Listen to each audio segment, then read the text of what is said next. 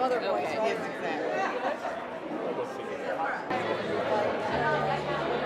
Catalina.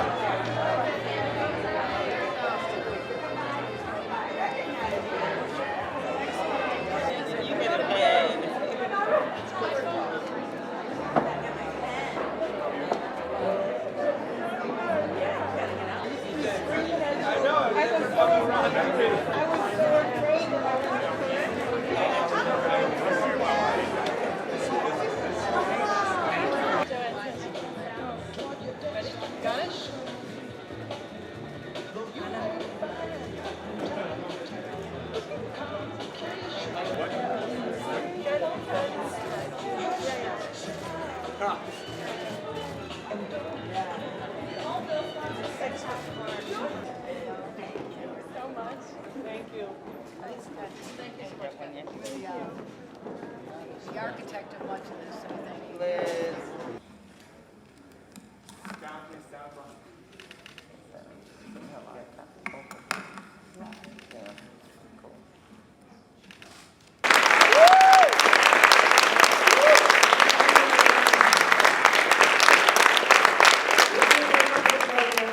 A great leader, Majority Leader Andrea Stewart Cousins.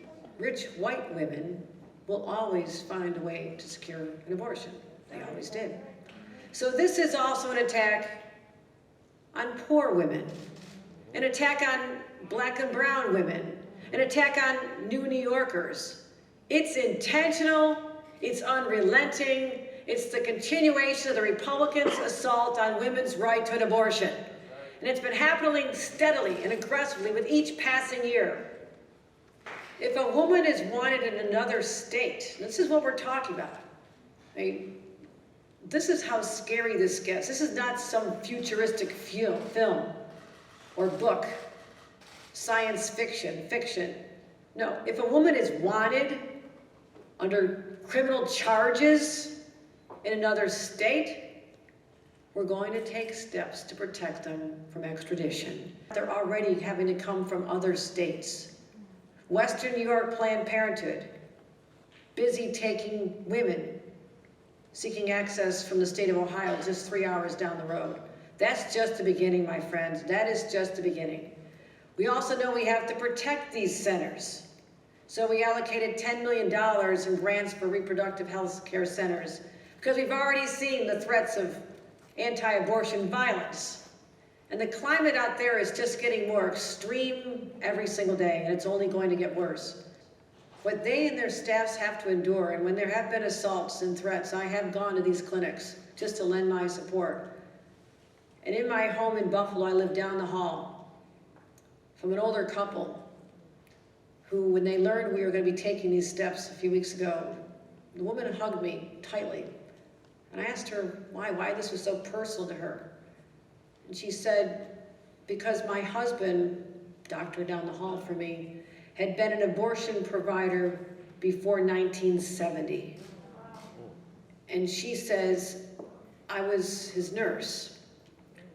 She started crying and she says, I can't tell you how many lives we lost because people would come in after they tried to have an abortion at home or literally in the back alleys, and they failed, and they came in and they bled to death in their office. All these years later, this was an emotional experience for her to think that we could go back to that time. Restrictions on abortion access disproportionately impacts people of low income, people of immigrant status, Black people, Hispanic people, LGBTQ people, and our youth. And God forbid you are at the intersection of more than one of these identities.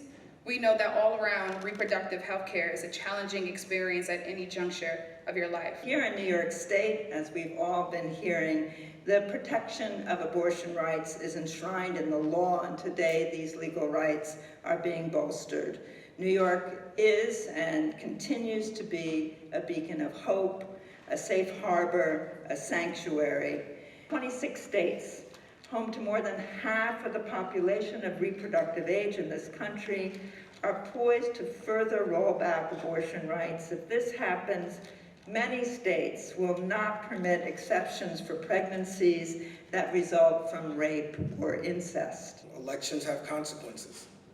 When you elect the President of the United States, they get to nominate the members of the Supreme Court. Heck, even the Republican Party denied that from President Obama because they knew they wanted to do this. They knew they wanted to have a strong majority on the court that would tell women what to do with their bodies. But here we are in New York, doing the right thing by protecting women, protecting providers, and protecting choice. In November of 1969, a Great Hall program on abortion and birth control was scheduled to feature 2 male speakers as experts on the topic. A few minutes into the program, a group of women took the stage, citing that, quote, women are the only real experts to speak on this critical issue. Unfortunately, more than half a century later, the issue of a woman's right to choose remains a divisive matter in America.